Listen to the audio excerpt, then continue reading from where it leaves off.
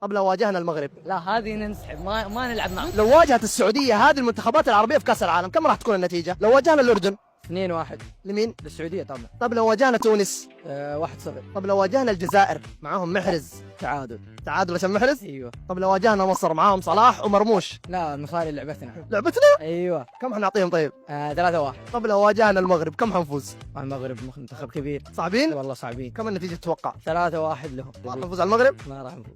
لو واجهنا الاردن 2-0 لمين؟ للسعودية يا ابوي. لو واجهنا تونس لا والله 2-0 لهم.